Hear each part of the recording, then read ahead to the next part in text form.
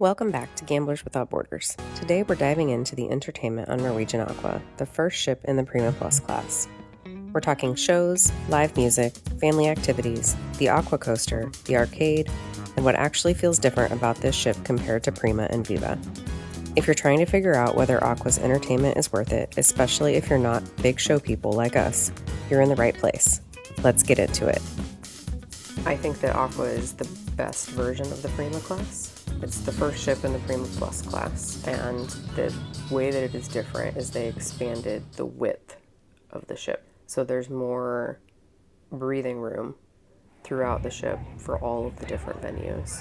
They rearranged some things, but it feels like there's more space. Inherently, the Prima class is designed to feel like the ship is never at capacity. All of the venues are designed to break people up throughout the ship so that there are not specific venues that are where all of the guests are primarily focused at one time. Everybody builds bigger every time.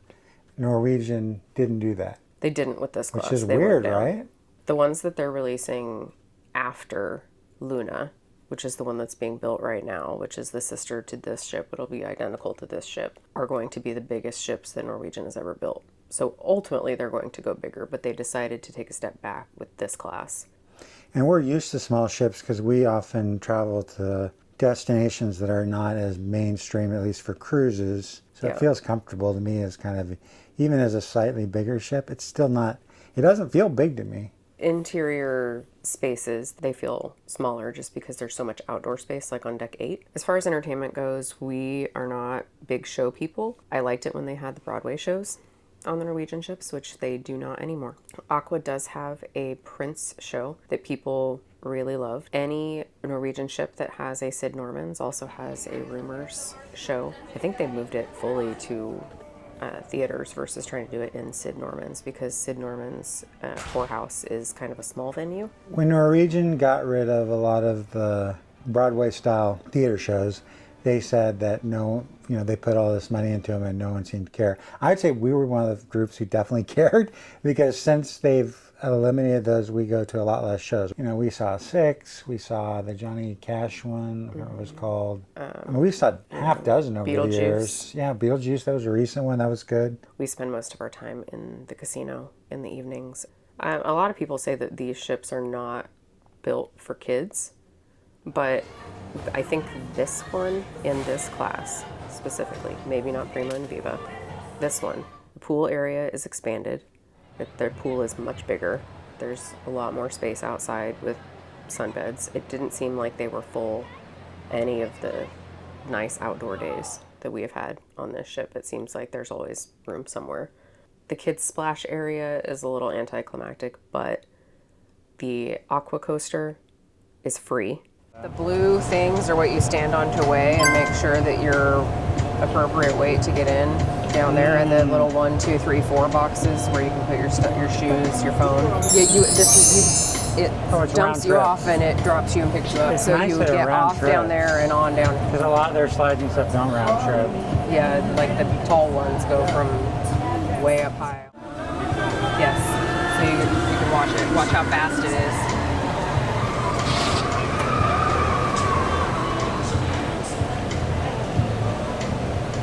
Excuse me? It's terrifying. It is very fast when you get launched up the thing. It is not so fast when you are going through the slides. It is much slower then. And that's what replaced the go-karts on Prima and Viva. Being free is pretty good, especially if the kids like it, because they could just queue up over and over again. Go do it, get off, get in line, do it again. Yeah, absolutely. That's kind of cool. So the Aqua Coaster, I think, is a very good family-friendly addition. The arcade is amazing. The arcade's good. It's really big, lots of games. They're not outrageously expensive. Any game that is going to produce tickets for you to redeem is not going to be included in the unlimited arcade package. So make sure you're aware of that before you go and buy an arcade package thinking that every game in that room is going to be included. It's not. Well, there's like 10 that are like my generation. And these are the free games for old people, right? Well, yes. Well, I mean, my age and older. There was a kid playing on the other side, so they're not just for old people. But those are so fun. They have like Galaga and a bunch of others.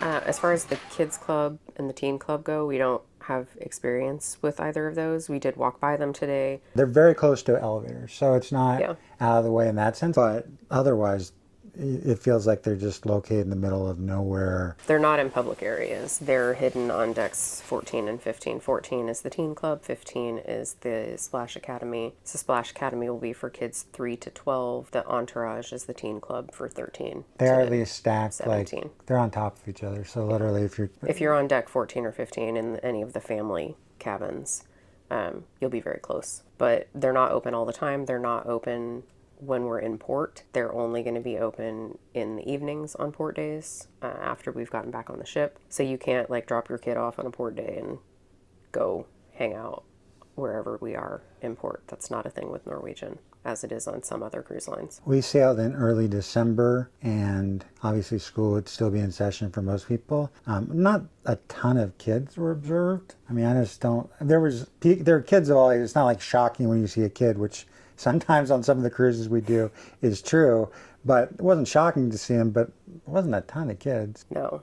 There will be in a couple of weeks when it's Christmas break, and definitely in the summertime, any Caribbean cruise is going to be filled with kids. Winter break, summer break, spring break.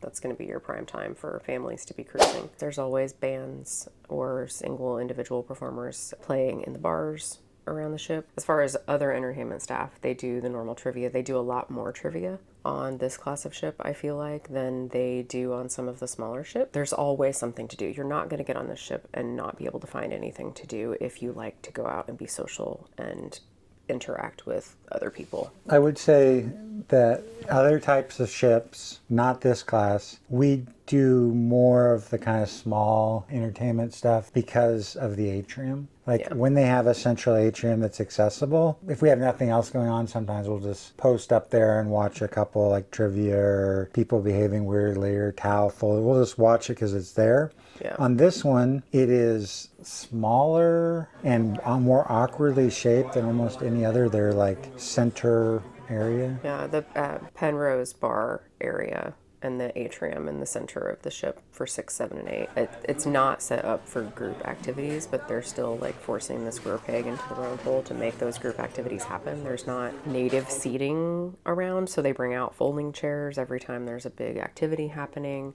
The sound is not great because you're like literally on this ship sitting in the middle of the casino. It's a transient sound system. They set it up for the activity, and it's not just built into the speakers in the ceilings or anything. So it's not ideal for that setup. I feel like that this one they carved a little more space there than the other ones. Because the ship is wider, so Yeah, they've got a little more room to work with. because the other one was like super awkward. This one's just kind of awkward. Is it the casino? Is it not casino space? So people can like sit in chairs and hang out, and then the casino's right there. So it almost provides like a lounge for the casino because that whole area is like seating. So that's our take on entertainment aboard Norwegian Aqua. Overall, it feels like a more comfortable, more spread out version of the Prima class, especially if you like outdoor space and casual entertainment over big production shows. And yes, we know our channel is called Gamblers Without Borders, and we haven't talked about the casino at all in this video. That's coming, we promise. We've got a full casino walkthrough video on the way, along with a separate video about the cabin we stayed in, so make sure you're subscribed so you don't miss those. If this video was helpful, give it a thumbs up. It really helps the channel. Drop your questions in the comments, especially if you're sailing Aqua or trying to decide between this ship and the other Prima class ships. And if you want more cruise reviews, casino content, and honest takes from the road, hit subscribe. Thanks for watching, and we'll see you in the next one.